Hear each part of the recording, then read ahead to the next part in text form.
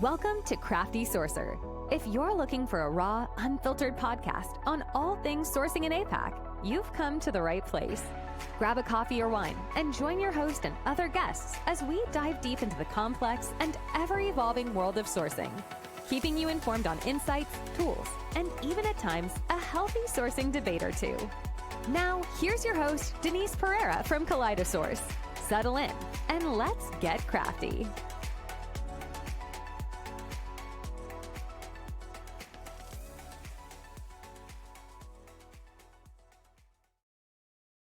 Hi everyone, we are back with another episode of Crafty Sourcer. Now today I'm both excited and honored to have someone here who absolutely cares about how recruiters not only sell their vacancies more efficiently and effectively, but actually understand the craft of good copywriting. Our guest is also not afraid to say things how it is, steering the pot in all the right directions and giving us recruiters a hard time, but obviously for all the right reasons. And to be honest, we don't really make it easy on ourselves either. Today, we're going to tackle copywriting, but from the perspective of outreach. We have the job ad guru himself, Mitch Sullivan. So let's get into it and let's get crafty. Mitch, it is such an honor to have you on the podcast today. So thank you for joining. You're welcome. Thank you, Denise. Good to be here. Good to meet you finally as well. Yeah, I know. Finally. I mean, I've been following you for years now, and I know a couple of my friends have also taken your course and spoken very highly of you. And I love all your comments. All the snarky comments you put in there, I always follow it. So thank you for sharing those. Mitch, before we get into it, everybody knows you, but for those who don't and anyone that's listening, quick intro for our listeners, please. Okay, right. I've been in recruitment a long, long time. I think probably 34, 35 years now. And I came into recruitment relatively late compared to a lot of people. I was in my sort of late 20s. So I worked in agencies. I think I'm fundamentally an agency recruiter at heart, but I also worked in-house for 4 years. And that was one of the most illuminating periods of my career, actually. A lot of dots got joined up in that time in terms of understanding agencies, why they did what they did, why they shouldn't do certain things, how they seem to have a complete lack of understanding of what happened the other side of the fence. But yeah, getting to see hiring managers, how they thought and behaved, and HR. I mean, it was a real eye-opener. Anyway, I launched a very niche training product about 9 years ago now that fundamentally teaches recruiters how to sell jobs better in writing. The training is done through the prism of job ads because that's the most widely used sourcing channel. And it's been quite successful to the point where I stopped recruiting myself about 3 years ago now. Yeah.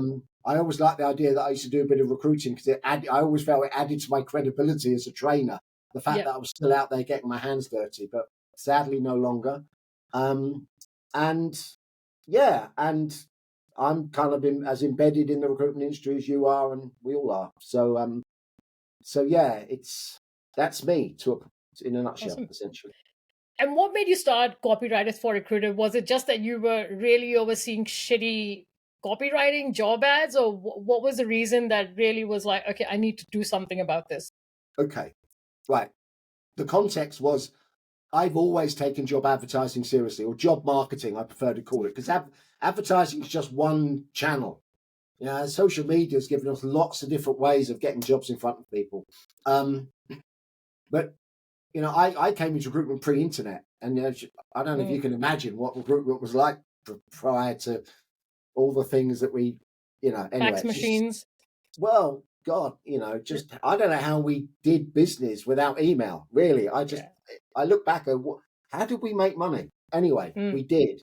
But it was a different world, a totally different world, which I won't get into. But I'd always taken advertising seriously. I wasn't very good at it back in those early days, but I took it seriously.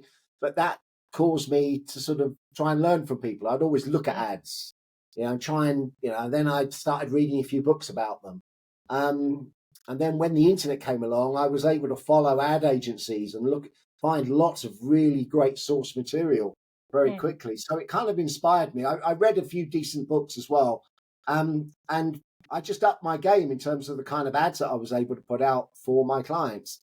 And it was that ability, once I got it to a point that I felt was above what anyone else, either in where I was living or in my sector, could do, I started selling it as a reason why a company should retain me to fill their vacancies. Yeah. So that's how I got into retained, and that opened so many other doors to the world of recruitment that agency recruiters particularly don't get to see. And so the copywriting for recruiters thing, I'd had the idea for a while, but it's typical of me. I'll think of something and I'll let it swoosh around in my brain for a little while. It could be days, it could be months. In this case, it was months. Because it was just, well, the ads are so bad and they're getting worse. They're not getting better. They're getting worse. And I kind of worked out the reasons why, probably, but I thought, well, unlike the coaching I was doing at the time, which was retained coaching to specifically to certain types of agency recruiters, there's a tiny number of recruiters that are eligible for that kind of training. 5%, maybe less. It might have got bigger now because the industry has progressed, I believe, in the last 10, 15 years. But I thought, well, if there was a training for this applies to every recruiter on the planet, or every English-speaking recruiter. I thought there's got to be some mileage in, I felt I knew enough to have the credibility to help build something. But as I'm not a fully qualified copywriter. I mean, anyone can call themselves a copywriter, yeah? And many people would argue that I'm a pretty good writer, but I haven't gone through the learning processes that most copywriters go through.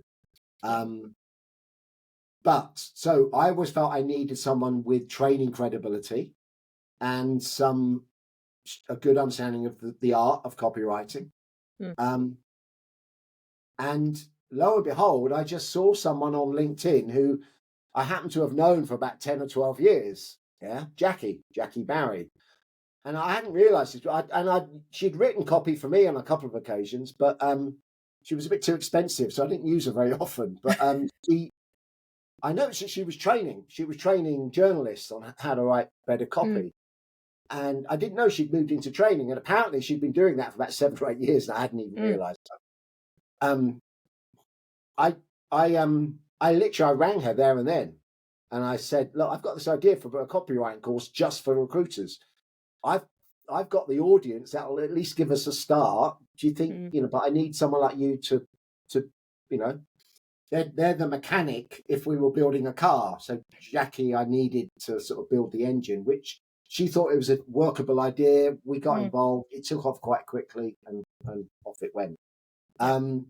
So yeah, that's how I am where I am now, basically, which is a full-time online training provider. There's no doubt that our industry absolutely needs it, Mitch. And, also recruiters, including myself, we are not very good at copywriting. We'd like to think we are. I feel like sometimes we tend to write more for us and the clients rather than the people that are actually reading it. You'd also think like many good recruiters would be or should be good at copywriting. Like, why do you think that's not the case? Is it lack of training? Is it lack of interest? Or are we always just looking for shortcuts? Well, all right, there's a lot to unpack there. Right, first of all, we've got to make a distinction between copywriting and writing. Copywriting is an art. It's a skill that has to be developed. I fancied myself as a bit of a writer 20 odd years ago. Looking back, I realized I wasn't, because I know so much more now. But, probably it took me 5 years to start really getting better and understanding why I was getting better at it. But really, I learned so much from working with Jackie and getting into the theory and understanding marketing from lots of other perspectives as well, not just recruitment, and how it works outside of recruitment, all of these things. Yeah. So everyone can write, and everyone can write reasonably well. And I think part of it is people don't really understand what copywriting is, and to give it a definition, just for ease of use, it's the act of writing something to persuade someone to do something. It kind of means that across all sectors. it's the act of selling in print, essentially, although we don't use the term print anymore, but that was always the original definition. Yeah. It's now selling on the screen. So I think there's a combination of reasons why I think people don't understand what copywriting is. And if they didn't, they should now know it's selling, pure and simple. You're selling somebody on the idea of them doing something. It might be clicking a link. It might be sending a CV. It might be exploring something. It might be making a phone call. It might be cutting out a coupon in a newspaper and sending it to something. Whatever it might be, it's persuading them to take that action. Yeah, and exactly. if it's a convoluted process like recruitment is, all recruiters should be doing is getting people to agree to move on to one part of the process to another, and it's lots of mini closes that you're persuading them to sort of take until they've got their own momentum. And then, once it gets to the middle to back end of a recruitment process, us recruiters don't have as much influence in general. So they don't really, they've not been taught how to sell jobs, or if they have, they've been taught how to do it badly. Now, why is that? Well, I think in the early days of the internet, and me being old enough to have been actively recruiting in those days, being able to post a job and have people see it within minutes and respond to it within minutes was such a massive step forward. Yeah, compared to what used to happen before, which involved stamps and envelopes and walking to post boxes, or fax machines, half of which you could never read because the quality was so bad. So for a while, the novelty of that from the candidate's perspective was great. They were great. I can find jobs and apply to them like that. And so everyone was happy. They didn't really care at that time, because being in a job that you were no longer satisfied with and then finding another one was quite a labor-intensive task. Yeah. Now, with the advent of social media the internet and now social media, what took days and weeks now can be done in minutes and hours. Yeah. But gradually the novelty wears off because it becomes normal. It becomes normalized. That's how we all work. I mean, there's loads of people in the workplace now. That's all they've ever known. Is that kind of environment. But people slowly change. You see it in all walks of life. They evolve. Our understanding of who and what we are evolves. And people eventually got bored with looking at job descriptions. Particularly if they were in a job that they didn't need to leave. Exactly. Because most people that look at job ads are in jobs. It's just a question of how much they hate that job. As to whether they might apply to a really bad job ad. It's really strange though, Mitch, that as part of recruitment marketing, we don't have that as part of our toolkit. Like, I remember throughout my career, it was never given any sort of precedence or any importance. Like, you were left to your own devices. Like, read someone else's job description or job ad and work your way through that pretty much. I think because posting job descriptions used to work, and it gradually has worked less and less, but the change is so incrementally small that people don't really notice it. And of course, sometimes it works, and sometimes a bad job ad will attract a really good candidate because the right person happens to see the ad on the right day, i.e. the day when their boss pissed them off, or they were passed over for that promotion, or they didn't get that pay rise they were promised, or whatever it might be. Catch the right person on the right day, any piece of rubbish will get them to respond if it's a job that they can do and it's paying the right kind of money and it's in the right place. Exactly. Because once people decide they're moving on, they're less. They don't need to have the job sold to them quite as well or as much, perhaps. Yeah, so it used to work, and so as time has gone on, I think recruiters start to blame the job boards. Which, and as much as I've got against job boards, it's certainly not their fault that job ads aren't working, other than the training that they've dished out over the years, which honestly is just frighteningly bad. And just serves their own self-interest. And again, I won't get into the details of that unless you want to. But then they'll even blame candidates. You go, Yeah. well, they can't be bothered to read, or how serious can they be about their career? Blah blah blah. So yeah, I don't think people, and yeah, I don't think people recognise it yet as significant as perhaps it should be. But the one to finish off, and I know this has been a long answer, and I do apologise. That's fine. The bottom line is, when I came into the industry, the primary channel through which we developed all interactions with candidates and clients was the phone. Today, it's the keyboard. It all goes through a keyboard. It's the keyboard that gets us to a point where we can have a conversation with either a potential candidate or a potential client. Yeah.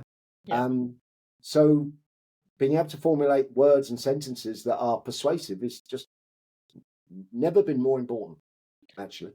Yeah. And I love that you use the word persuasive, because when we talk about outreach and engagement, whether that's through direct sourcing, whether that's through advertisements, whatever channel, there's so much noise in our inbox on social media as a candidate that we have to almost sift through.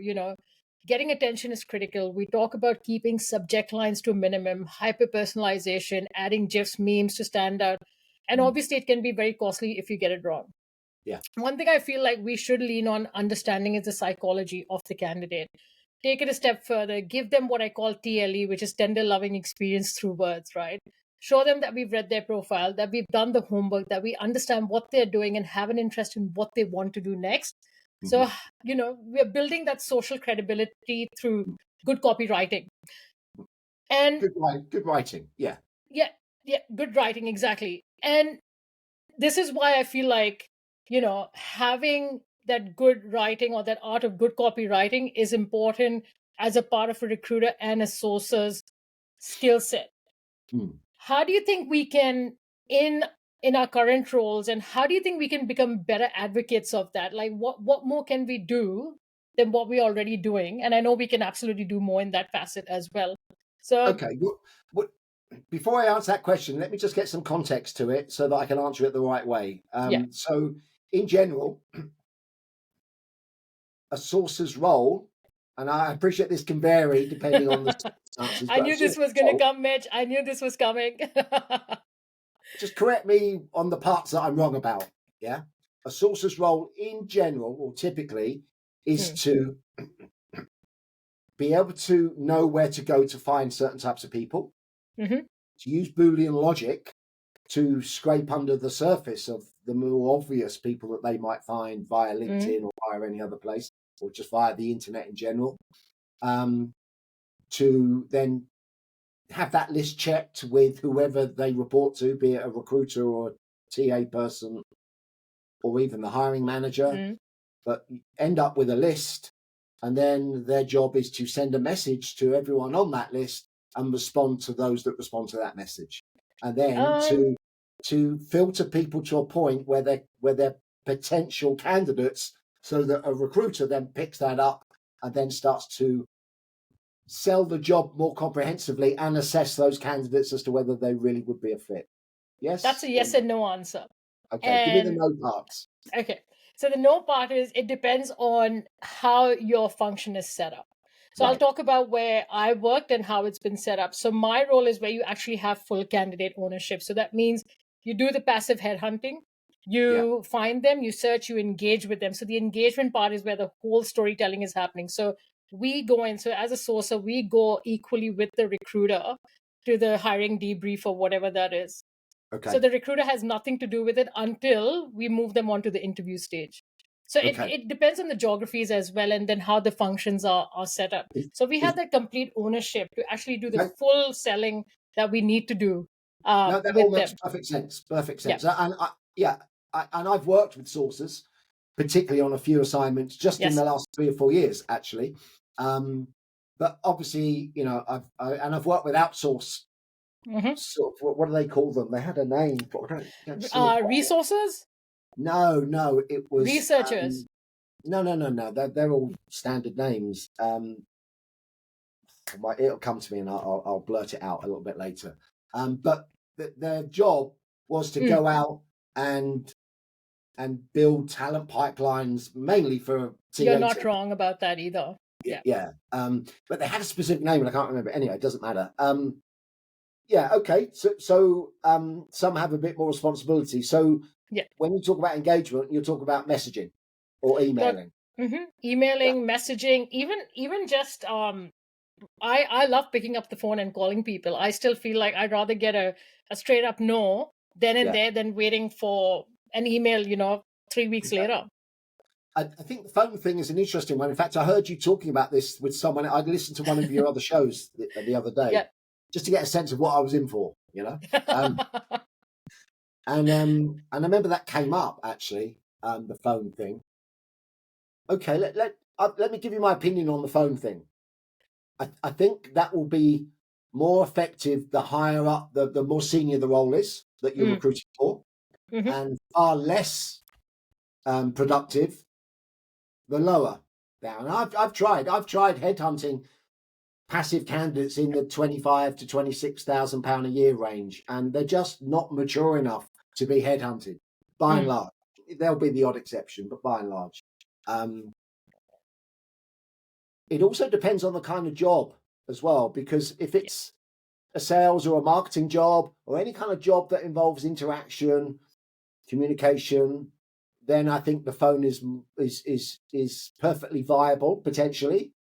But I think that would do more damage if you tried to ring software developers, engineers, analysts, finance people who typically are probably a little bit more reserved, a little bit more cautious, like to have information before they commit to anything. So I would suggest those types of jobs need to be 100% messaging. Yeah. So from an email perspective, let's say, what do you think we need to be more mindful of from an outbound perspective or an outreach side where we're trying to engage where, yes, we're not trying to spam 50 people, but let's say we've had the time as a sourcer, as a recruiter to look at everybody's profile. What should be top of mind when we are trying to write good copy or good writing? What should be top of mind for us? Okay. Well, again, I'm going to lean back into something that I heard on this other program, all of which was really good. And I agreed with like most of it, but there were a couple of bits that I didn't agree with. The phone thing was one. And this is another, because I think what came out of that discussion was the three things that are most important is who's sending the message. And I made a note is why the message is being sent. And when can we talk about the details? So the close is what that third one is can we have a chat or, blah, blah, blah. So I'm going to have to dismantle that if you don't mind. Please go for it.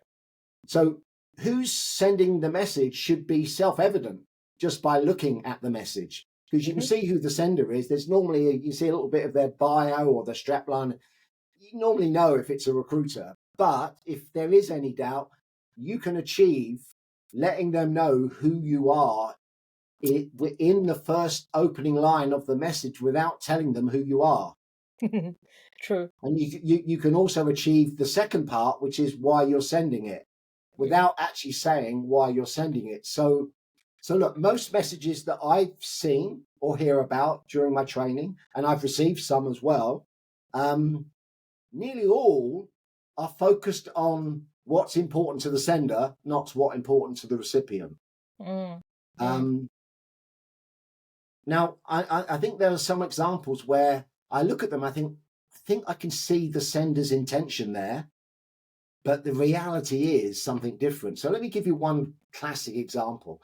Is you'll often see at the top of an outreach message from a recruiter to a potential candidate, something along the lines of, "Hi, I think you'd be a great fit for this job." Right, you've seen it yourself. That's why you're laughing. Yeah. Okay. So what that's doing is revealing what the recruiter is most interested in, which is a candidate that they can get through to an interview. That's their job. Yeah. And if that all goes well, they'll earn more money. So most people in this day and age know that. But then also, why would a complete stranger be aroused by the idea that they'd be a good fit for a job they know nothing about? It makes no logical sense. especially as most of the people that are receiving these messages are in jobs, because that's how they're being sourced if it's from LinkedIn or places like LinkedIn. So if we assume that the vast majority of people receiving the message are in a job, then we also have to assume that if they're in a job, they don't need to leave it. They're not desperate. Some will be, but not many. I don't know, 5-10% maybe. So, and then the close. I mean, most messages that I see are way too long. They're like 200, 300 words, way too long. Because first of all, why would anyone read that amount of words from a stranger, especially from a recruiter? Because some of those people are getting maybe bombarded with messages. So you're already on the back foot. So the objective, I believe, of the first message from a sourcer is to send that. So first of all, not have a one message policy, because that's what 300 words means, is this is the only message I'm sending out, and I'll either get responses or I won't. Yeah. Exactly. And I think you've got to have a 2, 3, possibly even, like a drip feed campaign going on in the back end. Yeah. So really the objective of the first message is to get the recipient to want to receive a second message. That's it. Nothing else. Most recruiters think, I've got to get someone interested in this job. Same goes when they put an ad out, because, I've got to give them every single piece of information, because they need to know what the job is all about if they're going to apply for it and want it, which is complete bullshit. It's just not true. It's just simply not true.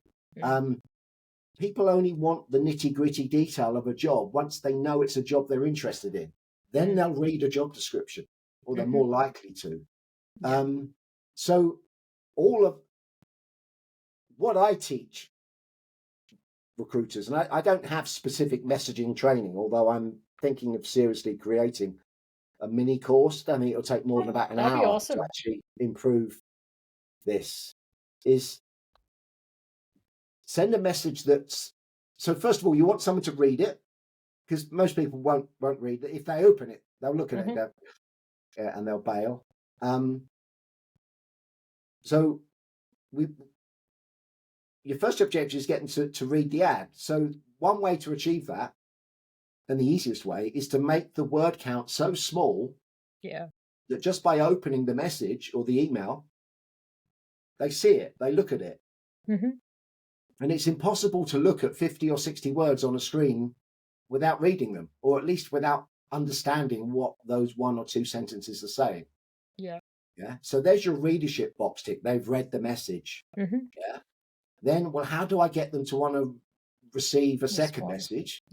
Well, it depends what you say in those 50 or 60 or 70 words. So my suggestion is something as simple as, hi, Denise, I'm working on an XYZ job that I think you might be interested in because, and then I'll give you 2 reasons why I think this job might be interesting to you. Yeah. And then my close, rather than can we have a chat, or can I have your CV, or can you book a time in my calendar, which are quite erroneous things to push for this early in the process, my close on that first message is, would you like some more info? Yeah. So I'm making it as easy as possible for them to say yes. When or if they say yes, then you can pretty much send whatever you want in the second message, although I would still adopt a more structured approach. Where we kind of feed the right information at the right time. But that would open up the top of the funnel if just more sources did that, I believe. Exactly. And because we have like sequencing or what we call drip feed campaign, the key thing to also do is A/B test your messaging, because it gives you a lot of metrics behind that to say who it's gone to, who's opened it, how many people have responded. And if only people are opening it and not responding, there's obviously something wrong with the messaging there. So we need to go back and read what we've actually written, and why is that not resonating enough to elicit a response back. Is it feasible to get recruiters to produce 2 messages and to split test them when it's hard enough to get them to write one decent message? It is true. And you know what, you said something early on, Mitch, about how job ads are actually getting worse now. And I was actually going to ask you this, that it's a bit controversial, but we talk about being authentic, right? And Mm. one way to be authentic is not just how we speak, but how we act. And if not how we act, how we write and how we portray ourselves. With obviously AI coming into the fold, and it's going to be here, and obviously we dream of AI in our sleep. Um, AI's usage is a lot more prevalent, right?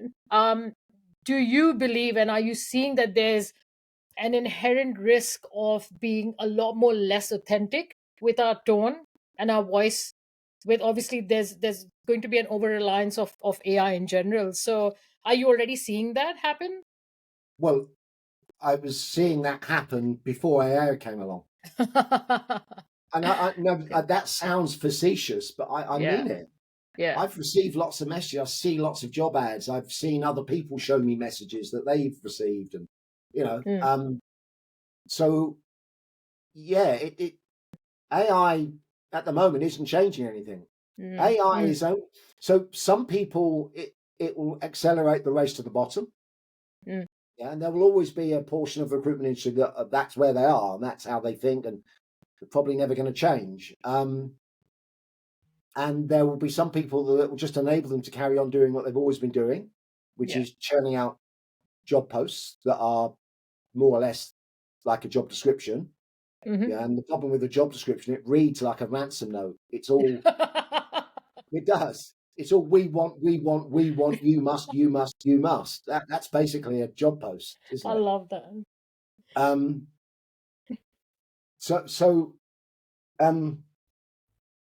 I don't think AI is going to change. Now, where our AI will make a positive difference Mm, is to those recruiters that know how to sell or know how to construct an ad, know how to speak about a job from the perspective of the target candidate rather than the hiring company or the recruiter. Because in this scenario, the target candidate is the customer. yeah. They're the person, that's the person we want to spend money with us. Or in this case, it's not money, it's time. Mm, Yeah. With the potential for one of them to end up taking a job and hopefully improving their life in some way. yeah. Um, so yeah, it's those people will just use AI to develop ideas. Mm, Yeah, but they will not allow themselves to sound like AI. They just won't. They'll put their own personality. They'll use their own yeah. grammatical mannerisms. I mean, I've got mine, you know, some of which I really don't like, but I can't help but keep repeating them. Everyone will have them, but yeah, it's so. I don't think it'll change too much in the short to medium term from Mm, a recruitment marketing perspective. I just think certain people who view job marketing as a function of admin will mhm. just carry on think, oh great, now I can pump information into AI and it will give me something that I can post within minutes, Yeah. whereas before that would take me an hour to sort Mm, out. Yeah, mm, okay, yeah. fine. Yeah. um well, not fine. I mean, I see. I don't even think someone who works that way is even a recruiter. I'd call them an administrator, really. Yeah. Yeah. um but then the other category of all those sort of number crunchers that are just, it's all about the volume. The more mud you throw at a bigger wall, then the more money you can make. Yeah. I don't think they're going to change ever. Mm. Yeah. So yeah, I'm relatively sanguine about the whole AI thing at the moment. That may change in a few years. I don't know, but yeah. Yeah. Is there any recruiter that you've seen, or recruitment company or an agency or whichever, have you seen anyone do copywriting or write well on their post where you've been like, this person doesn't Um, need my course? yeah, Nick. Yes, absolutely. I have. Not that many, but yeah, I'm probably more than I'm able to recount if you ask me for names, because I'll only remember one or two.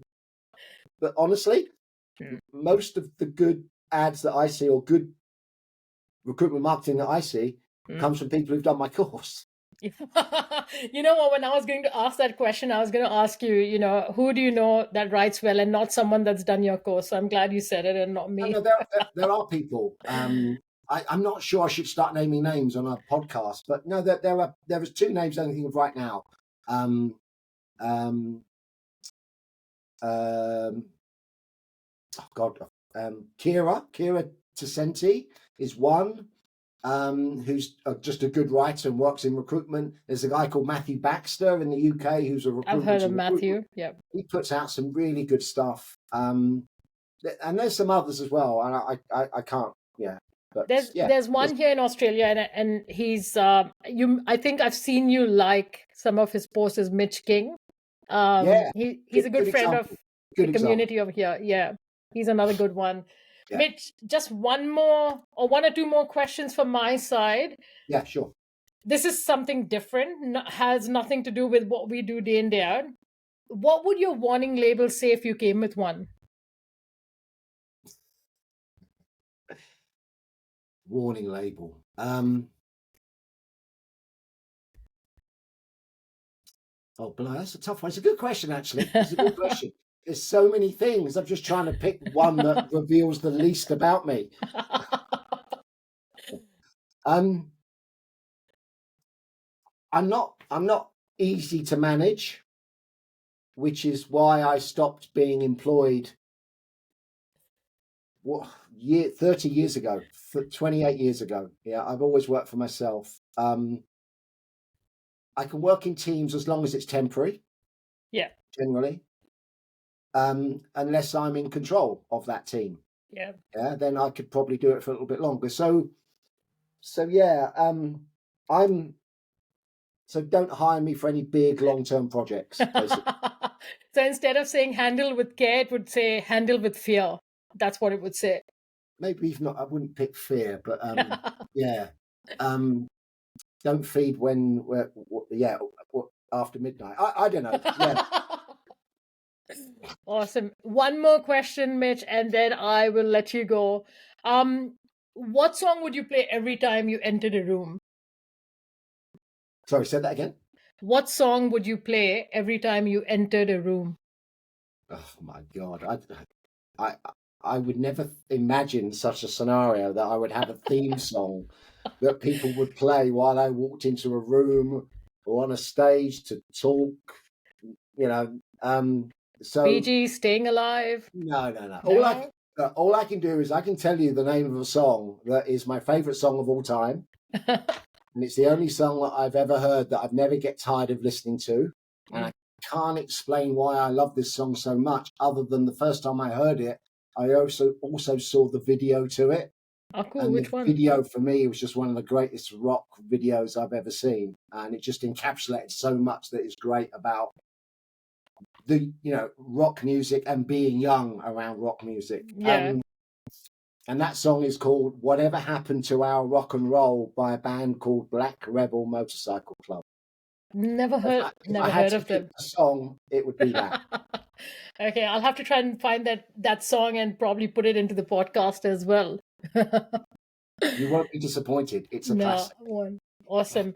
Well, Mitch, this was it. Thank you so much. Again, I'm so honored and privileged to have you come on the show and finally actually get to meet you face-to-face virtually as well. So I'm sure I'm going to see you around. So thank you so much for coming onto the show. You're welcome. You take care. Bye-bye. Take care, Mitch. Bye. Bye-bye. Thanks for tuning in to this week's episode. And we'll be back next week with another exciting episode. If you found this valuable, don't forget to subscribe and leave us a review. That helps others find the show, and we greatly appreciate it. Once again, happy sourcing and stay crafty. Until next time.